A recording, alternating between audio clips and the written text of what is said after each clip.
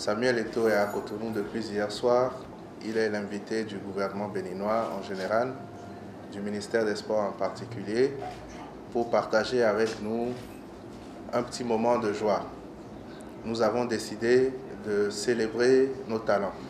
C'est vrai que l'année 2016 qui s'est achevée a été pour nous une année, on va dire, de succès, mais aussi de petites douleurs, parce que nous avons eu des rendez-vous manqués, notamment à la CAN.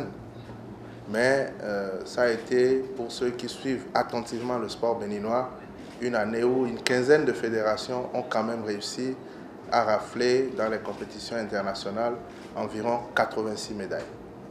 C'est lui la star, c'est lui qui est là. On a souhaité vous faire partager cela, que vous puissiez le voir, vous entretenir avec lui, avant que demain nous ne nous retrouvions tous au stade à partir de 15 h pour un match de gala entre les jeunes de nos centres de formation. Et je vous prie de dire aux Béninois que l'entrée au stade est libre et gratuite. Beaucoup de gens veulent le voir, c'est vrai, mais nous ne pouvons pas non plus le déposer comme ça. Nous avons le devoir de le protéger pendant qu'il est là. Et ceux qui souhaitent le voir sont vraiment invités à se rendre demain au stade de l'Amitié Mathieu Kérékou à 15 h. Donc voilà ce que je voudrais dire. Par l'expérience que nous avons reçue dans les stades de football, parce que dites-vous que le football, c'est une école de la vie. Il faut bien qu'on donne toute cette expérience-là à nos jeunes frères. Et ça, c'est normal. C'est ce que nous devions faire depuis des années. C'est normal. Et de l'autre côté, il faut que vous sachiez qu'il y a des difficultés partout.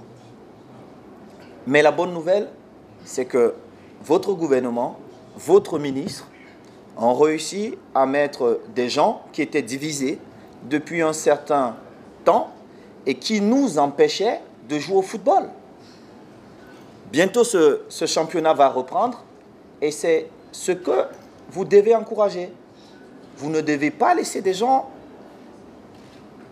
être divisés et nous empêcher de vivre des moments exceptionnels. Parce que le football a ça de magique.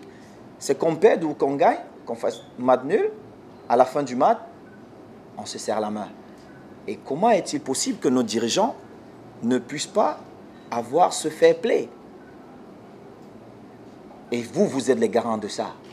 Vous, les journalistes, vous avez beaucoup plus de pouvoir que moi, que monsieur le ministre qui est là. C'est vous, vous ne devez pas laisser passer ça.